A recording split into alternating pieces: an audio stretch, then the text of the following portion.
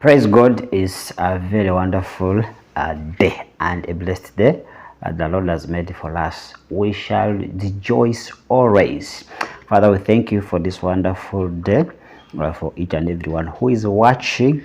May the Spirit of God come and teach everybody so that we may know the truth, and the truth shall set us free. In Jesus' mighty name, amen and amen. Once again, I greet you in the name of Jesus Christ. Someone who was asking my names. My names are always there. You check, maybe if you don't watch all the video. Mugera Trafford Jamil. Those are my names, and hope there are some intros which have and what outros which have my names. So those are my full names, and you can also visit our channel description. You'll find also my names are written there. So let me continue with my deliverance part. In part 1 we ended when I've got someone who is willing to help me, but also is disappointing because he's saying he cannot manage, or he cannot handle my issue, and at the same time he's saying he can. So since me, I was desperate and I needed hope. I said, whoever comes first is that what whom I'm going to go with. So this person, this pastor, I listened to over the radio. He came first.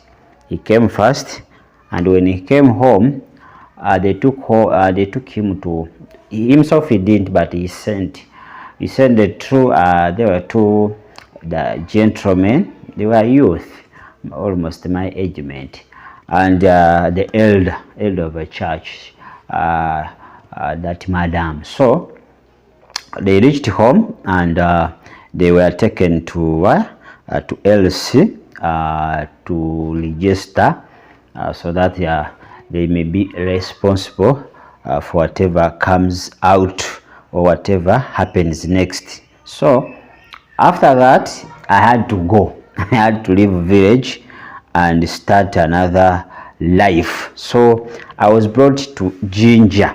But on the way to Ginger, there are things which happened because it was still during COVID time. Lockdown was still in progress, because lockdown could start at 7 p.m. So and we left village. It was almost approaching 5 p.m. So this boy, he had a task so that he can reach before it is time. So he drove. He was a good driver, by the way. He drove and I know we reached somewhere. He was on a high speed. Me, I was seated behind with the elder of the church. So he reached somewhere. Accidentally, he viewed someone standing in the midst of the way, and the speed was high. So they never wanted to cause accident on our way to Ginger. But we thank God that this man, God helped him. He controlled the car. People made a lot of noise because the car like overturning, no, not overturning, it changed the direction because we are going to Ginger. Then it changed because he used instant brakes. So the car changed and faced where we came from. And where people are, you know, some in Africa, during evening hours, people lost maize. They sell some stuffs for these people are not married, and even married too, to go and get their supper. So people were, though it was COVID, but still people were selling some food stuffs. So people ran away because they thought this is a terrible accident and it's going to crush each and everything which was surrounding. But God is so faithful. Let me tell you, when God is in control, however much the devil tries, he is going to remain God, and is going to overcome all the devil's plans. So The car didn't cause an accident. No one was harmed. Nothing was destroyed. So it just looked and faced where we came from. But thank God, the speed this guy was driving at, we couldn't survive. But God was with us. But when I saw that, because even me, I saw someone standing. Me, I knew what's going on because those are the tricks we used to do when we're causing accidents. So me, I just closed my eyes. I didn't want to die looking. I closed my eyes like this. But the elder who was seated next to me, do you know what she said?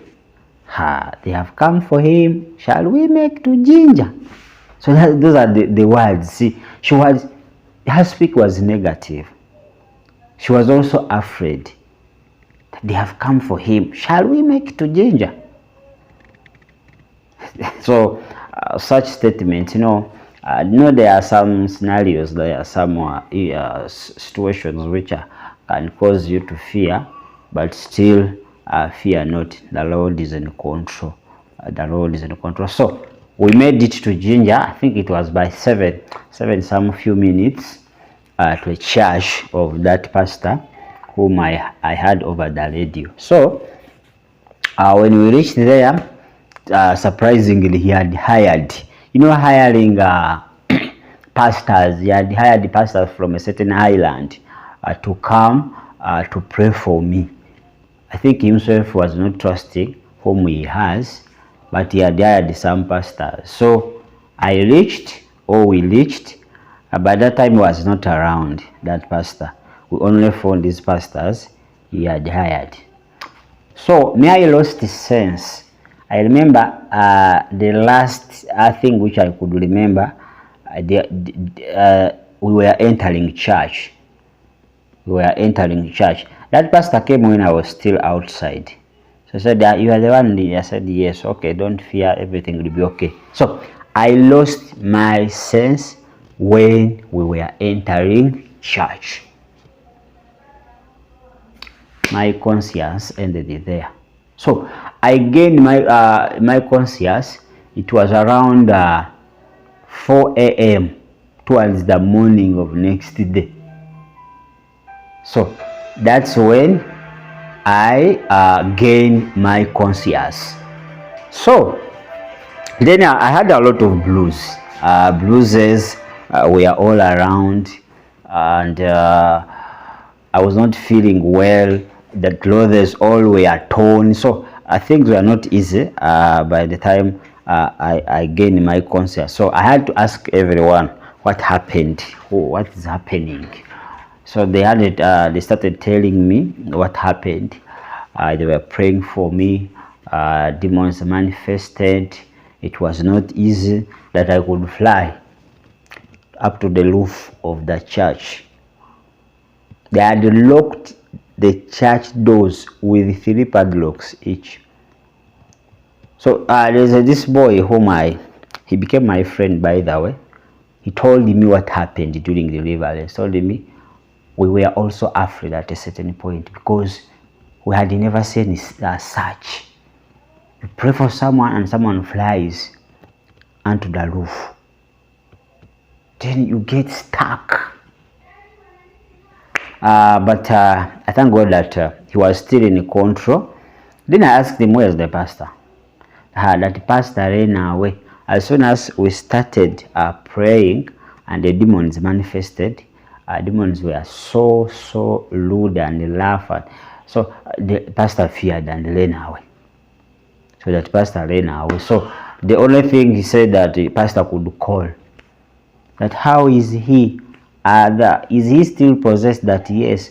No pastor could give them a longer advice that you get sticks, you cane those demons. That's the advice of the pastor, that you cane him seriously so that those demons could go. But these people that they refused, because they told him that you are taking us to what? Carnal war. These are demons. This is a spiritual warfare. If you tell us to cane him, these demons can even kill us. So they refused his advice.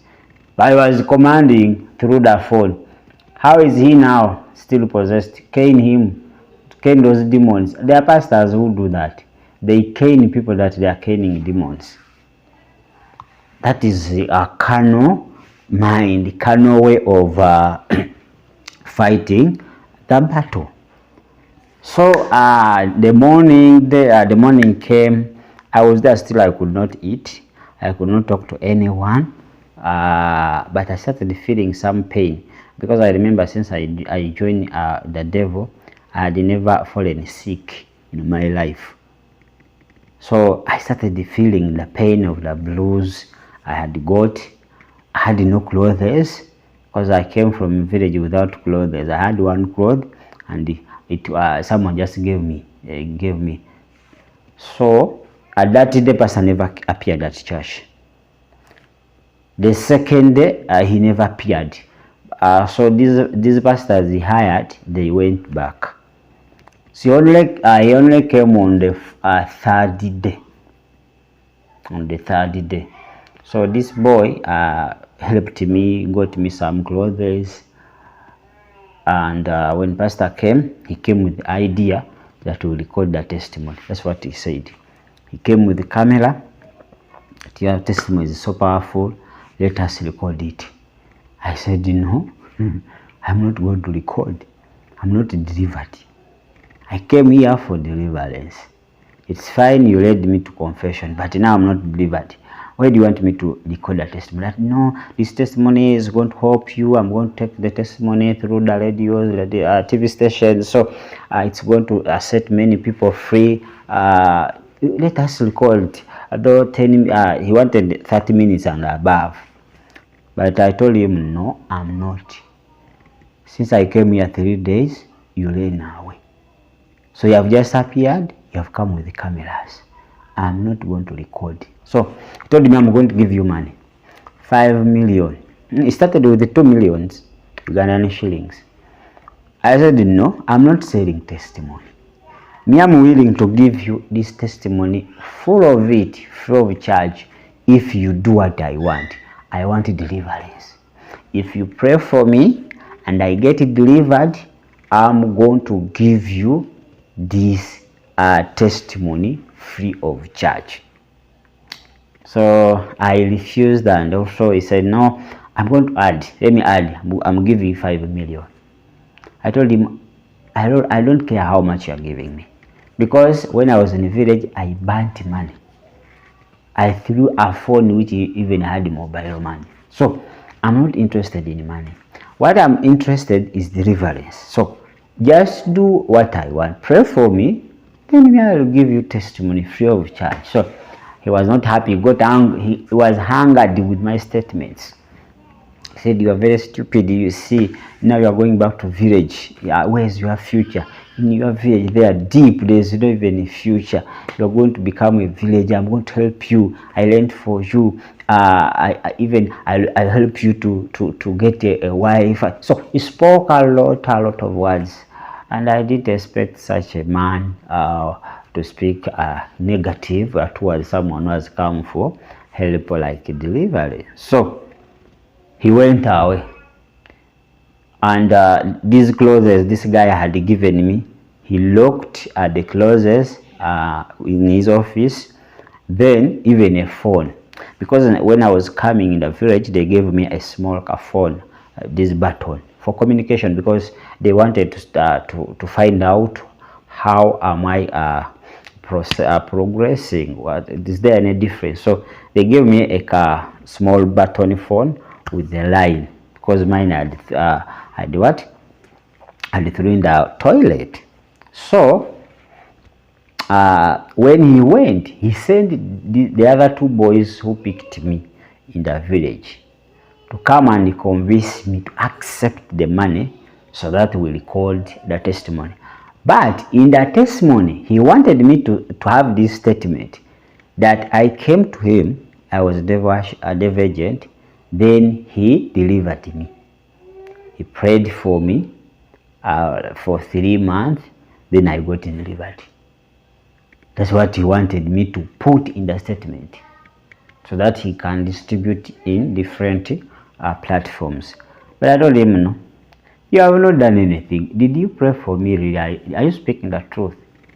I want to go away from the devil, and you are still want me to continue lying, and now you are not helping me, you are taking me back. So when these guys came, they started convincing me, like as a youth to a youth, some those sweet words, how they are going to help me, how I'm going to progress, how merciful is this guy, the pastor is a good guy. So they talked a lot and a lot and a lot of words. I was quiet, and at the end of their talking, I told them, I'm not going to record anything. So when I said that, they realized that I will not accept. I will not accept. So they went back. They went back. And this pastor, what he did, he called those people in the village, and he deceived them that he has taken me in the boutique, and he has bought for me clothes of 1 million Ugandan shillings, shoes, phone, everything he has done for me. He has spent like more than 3 million. But the problem, I'm disobedient, I'm not listening to him, whatever he's telling me. So he came back when he has talked to people in the village, because he had taken the microphone. So he came, he gave me his phone, that my people want to talk to me. I accepted. So they told me that for you are now Anilule, you don't listen to pastor, for he has done for you a lot of things, you cannot accept what he's telling you. I said, which things? They told me that he has bought for me clothes, everything. I said, I don't have any clothes here. Even the clothes that I'm putting on are now torn. And the one I received from a brother, he locked them in his office. So he's deceiving you. And me, I'm coming back to village. I'm not going to continue to stay here. So he went back. So at evening, this boy who could help me was working. So he could come in the evening.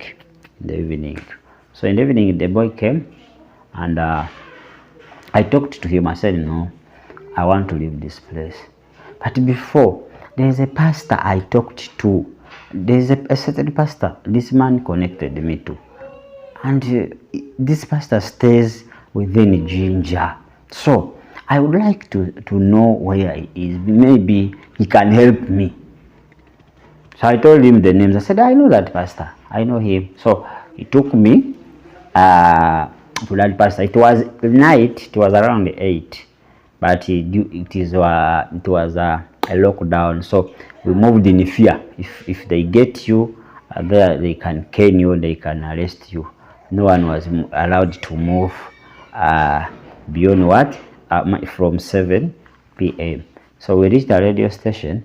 Pastor was not there, but we talked to someone who was in charge. And he said, for us, we have been calling your phone.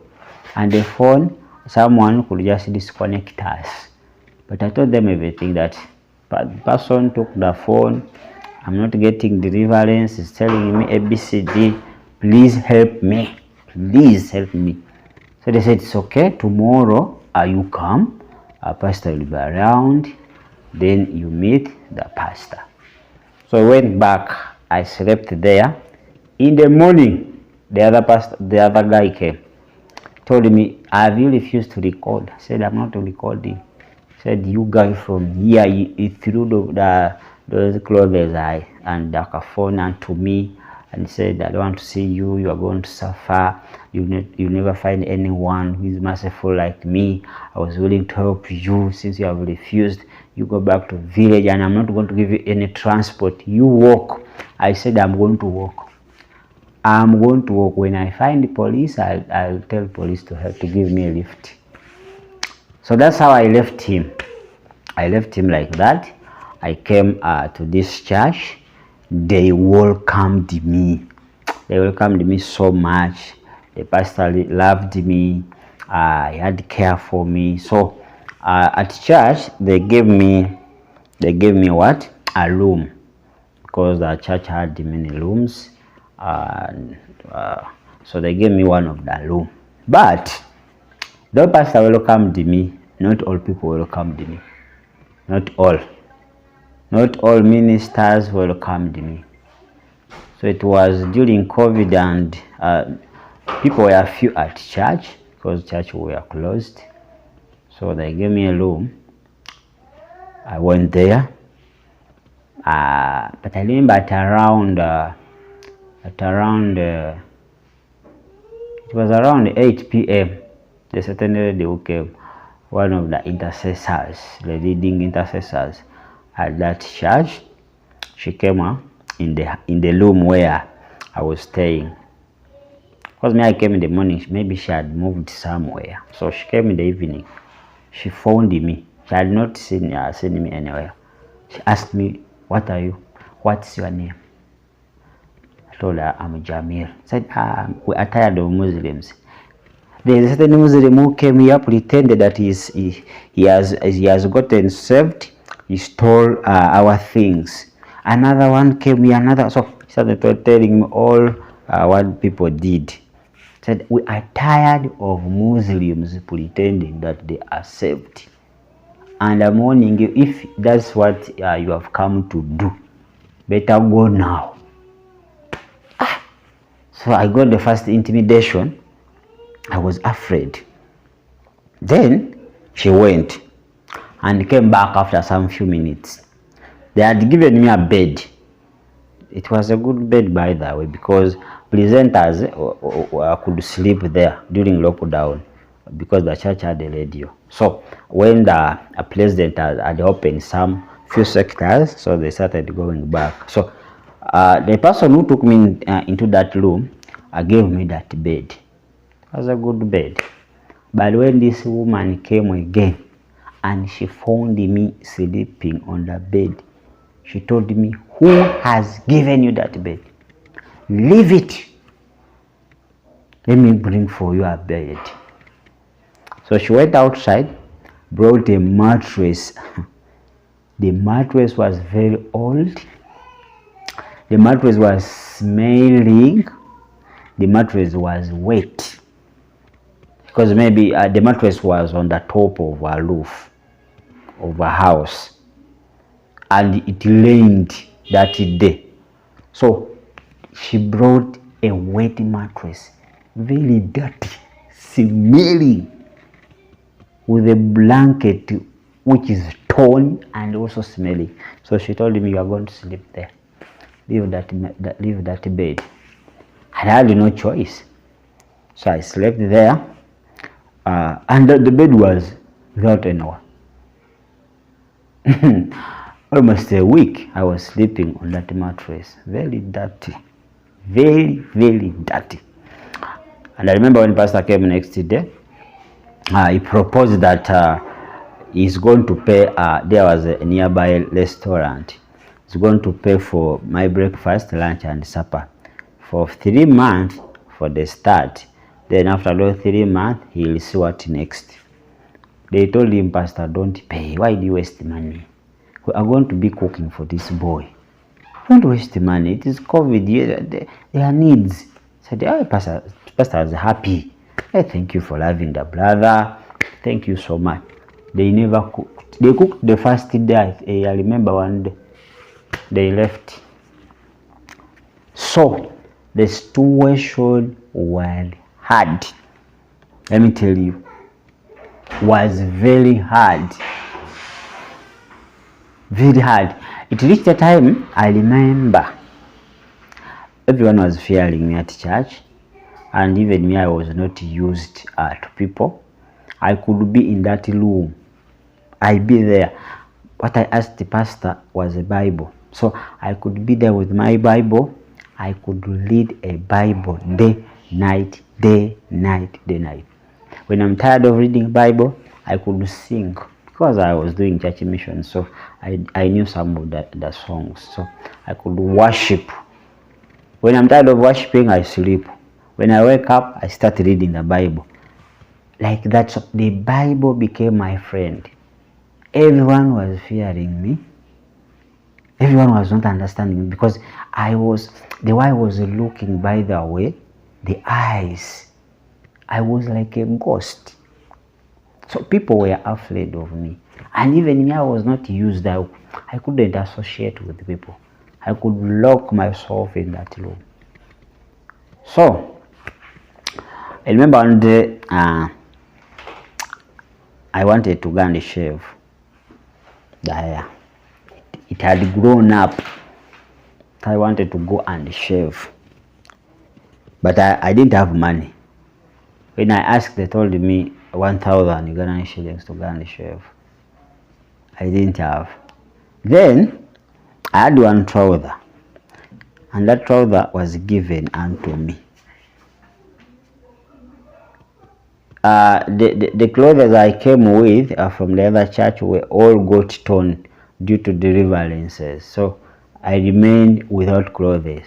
So someone came, gave me a trouser, very big, large. The owner was fat, and by then I was very small. So also they gave me a shirt, but I didn't have a belt. So I could tie with a black poison paper. I didn't have a belt. So I could wash at night because I had one. I could wash at night. Then in the morning, in the very early in the morning, I could go under what? Sunshine. So people thought maybe I'm going to get vitamin D, but my purpose was to dry the clothes. So I did have what they call it, underwear, underpart. For a full year, I moved without, because I didn't have money. I didn't have money to buy the underwear. So me, I was not afraid. Though you laugh, me, I was not afraid. I was free. You laugh and get tired. You talk and get tired. Me, I knew what I wanted. So a time came, I want to go and shave. I didn't have money. I want to go and buy a toothbrush. I didn't have money. Toothbrush of 500 Ghana shillings. I wanted to take this big trouser. At least they try to reduce it. I didn't have money. So I wanted like even less than $1, because all of it. Trouser was to reduce it to 1,000, to shave 1,000, even a toothbrush. So I needed less than $1 to go and shave, to do all those 3 activities. But no way. So I approached someone who was a radio presenter. The guy made me to walk like 3 weeks or 4 weeks. You could tell you come in the morning, I'm going to give you. You go in the morning, tell you come after what? After lunch hour, because they could do online lunch hours. You go after lunch, it tells you come in the evening. You go in the evening, it tells you come in the morning. So almost 3 weeks I could go there every day, but the guy never gave me any coin. Not until I sat down and cancelled myself. I said, why do you leave him alone? So I never went back there. But I reached a moment when even myself, I feel my mouth smelling, because I could not brush. I didn't have a brush. I looked like a mad person because the hair had grown up. The kind of clothes that I was wearing. So I looked to be, some people thought maybe I have a problem with my mind, but I was sober. And the situation can change you to anything. People can call you anything because of a situation. So, but it's just for a moment. You endure. You endure, let people talk, but if you know what you want, it's okay. So I knew what I wanted. People talked. I could find people live speaking against me, but I couldn't care.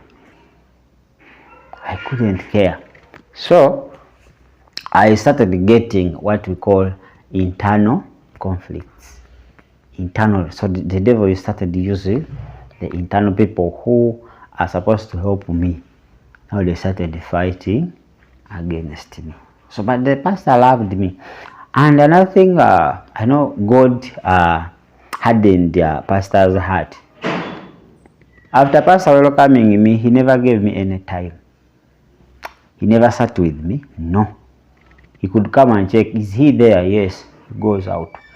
I reached the time I said, now, why am I here? The pastor welcomed me is not caring. But I had a voice. You didn't come to say, Pastor. You came for deliverance. You came for Jesus. So long as you have God, you leave Pastor alone. And I thank Pastor, because if he had given me that too much love and care, maybe I would have not reached where I am. But it pushed me ahead to seek God. The more Pastor could not care, the more I dedicated myself. So I lived that life of, I started fearing talking to people because I was smelling them. Let me tell you, the mouth was smelling. I could not sit with the people because the way I was dressing, people could think I'm a mad person. So life was not easy. Don't think that when you come to Christ, everything's going to be easy. No. Sometimes things can even go worse. You start to regret. The devil started now whispering, telling me stories, how I'm lost, how I'm suffering, I've left money, why can't I go back? Let me go and apologize. They forgive me. So I started getting a lot of voices inside me. But I said, no, I'm not going anywhere. If I'm to die, let me die in the church than dying in the hands of the devil. I remember I reached a time when I started walking the church to see if I can pick some money. Maybe somewhere during service, maybe people misplaced the money. I could change the chairs, changing them to other direction to see if I can find. But nothing I could find. You check the whole church and don't get any coin, as if you are the one who has kept them. You come with that mind, let me check, maybe I will find. And you don't find it. If God helps you, you get some money, you buy fried cassava. You don't buy water because you are wasting money. You drink tap water with cassava, then you survive. You wait for God. So things are not easy. Things were not easy. If I had not made my mind, I think I would have gone back to serve the devil. Because I started getting attacks from the people within. The people whom you stand, admire and say, now these are my mentors. They started now coming against. The devil started using them. So it was a hard time. It was a very hard moment. Someone who was used to money, so now you don't have any coin in life. You see people counting money and you start wondering, are these people or angels? Because now to see money was now a miracle to me. It was a miracle, but when I was still there, we could use millions a day. But now money became a problem. To have even $1 in life, it was a problem. I could spend even a month without touching money. So the devil talked a lot, but I could continue in prayers. I could continue reading my Bible day and night. I didn't have time to converse with people. I didn't have that time because I knew people are fearing me. I knew people are not loving me. People are not. Some of them have not welcomed me. So I dedicated myself. Said, here, I'm living here because of God, not because of pastor. So they started giving pastors a lot of false dreams, After people knowing who Jamil is, they started forging dreams. So they wanted pastor to chase me away, to start doubting me. But thank God, pastor listened and listened what they were saying, but he never took it serious. And sometimes he could come and tell me, people are saying like this, but you know, they are lying. You just focus, seek God. Don't focus on what they are saying. I know they want to mislead you. So life was not easy at church, let me tell you. Staying at church, it is something which is very hard. People talk, people look at you as someone who is a failure, useless. Useless people. They call you useless people because you are staying at church. I was at church almost 1.5 years at church. But people looked at us as useless. I remember there's another guy who came in when the churches were opened. There's a certain boy who came in. I saw that boy said I was serving the devil, what and what. So they loved him so much. But when I could sit with this boy, I interview his statement. The boy was lying. He was forging statements. So I could ask him questions, things concerning the dark world. He didn't have idea. So when they discovered that I'm over asking him questions, so I became an enemy. So he became a darling. Everyone could bring for him food. You find when he has like 6 plates, and if you don't have, everyone gives him money. They gave him clothes, but goodness, he had a good life. So now I was a problem. People started speaking against me. Now you see, now you are envious because of your friend. I told them I'm not envious, but this boy is deceiving you people. But I said, God, let your will be done. But one day he never even told anybody. When he discovered that people now have started discovering, he went away. He went away. So life was not easy. Staying at church, it's not easy.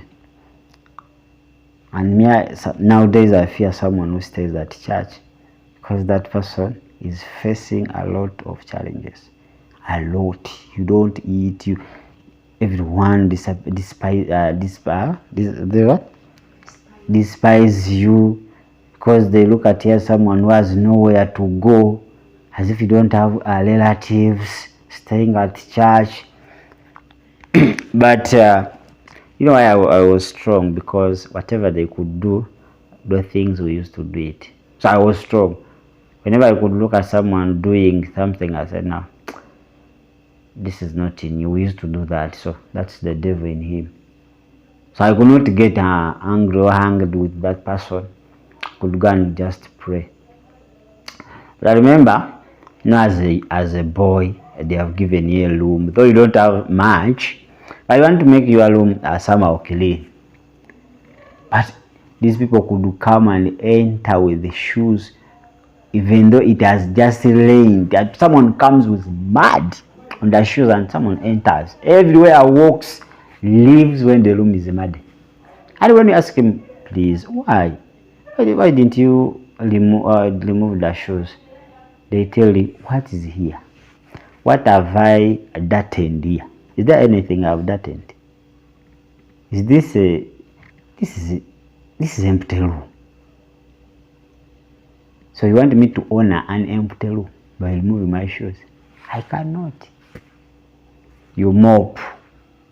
As soon as you finish, another one comes. You mop. Because you cannot stay there with mud. You have to clean the room. The dreams started flying in. People getting dreams when I'm burning the radio. People started giving pastor dreams when I'm killing the ministers. So dreams became problem. But let me tell you, I was strong. I knew what I wanted. I knew why I was there. And I remember when pastor the first time to meet pastor, he asked me, how can I help you? How can I help you? Maybe he thought I'm going to ask him money. But I told him, one, help me to confess. Two, I need deliverance if possible. But if not possible, after confession, let me go back to village, I die. Me, I went to accept Christ and I die. That was in my mind because I didn't want to go to hell. I said, let me go, I get saved, I die. And I told the pastor, help me to confess, I go back to village, I die. That's what I told him. He was shocked because most people, when they come, they ask for help. Help me this, help me that. I don't have where to stay. So people ask a lot of things. But me, I never asked anything. So life was hard at church. Let me tell you. Life was harder than where I was. Things are not easy. And since life was very hard, eating was a problem. Everyone was despising you. You know, being a former devil agent, any slight mistake at church, they point at you. You see? Why do you struggle when the agent is there? They could call us agent, or they could call me agent. They said, that one is not delivered. That one is a spy. He has just come to spy us. I've given him 3 months. They counted 3 months, 4 months, a year. We have given him 2 years, 5 years. Up to now, they are still speaking the same thing. So, any slight mistake, due to their laziness, spiritual laziness and everything, all the burden, they look at you. That former age, that one. You are struggling, who is spoiling machines, while machines are on and off, wiper is on and off, when the agent is there. So, it could hurt me. It could hurt me. I said, now God, I got saved. I left the other identity. You know, it hurts when people try to remind you of your former identity. Like a prostitute, when she gets saved, it's not good always to remind her the former acts. So also it could hurt me. Never people could remind me, calling me that. When they make a mistake, they refer unto you. So it was so hurtful. But I knew what I wanted. I said, I'm not going to live here. I'm not going to live here. No matter what comes, I'm not going to live here. So I was there in hard moments, in trials, in everything. But God was still with me. God helped me, gave me that courage. I remember that woman who told me to leave her bed. She could always come and speak things which were hurtful. She would come and tell, you know, this room, you are just sleeping in this room today or this week. You are going to start going to sleep in the church. You didn't come here to sleep. This is a room for pastors, the guests, the word, and they have given to you. You are going in the church. Like the woman could speak. When you are there seated, meditating, she comes. She comes and begins. Hey, now you are seated on the bed. You think everything is well. You don't know what pastor is planning. And she could use the pastor always. You don't know what the pastor is planning. You are going back to village. You are going back to village. You are, in fact, today, you are not going to sleep in this room. You are going to sleep in the church. But one day I was tired of her words. I told her, let me tell you, here I never came with anything. And I didn't ask anyone to give me a room. They are the one who gave me a room. So, if they take it, it's okay. I'll sleep in the church. In fact, I don't want to sleep in this room. I'm tired of you coming every time telling me such statements. I'm tired. Tell them to come and lock it now. But she could speak on her behalf, but using pastor's name. She could come when you eat, when you are eating, or when she gives you something to eat. She sits there and starts to speak. Hey, you are eating. You eat because for the next 2 weeks there's no food. I don't know whether you will manage. Now you are eating faster. So even you lose a style of eating. You lose even appetite. You ask yourself, how am I supposed to eat? When I eat slow, she speaks. When I eat faster, the same thing. How am I supposed to eat? So torture, there is psychological torture. You know, the devil fights in our minds. So the torture was too much. And sometimes as a human you could feel it and you think of leaving, but God could tell me, no, you are nowhere. You are going. You must be here until you are what?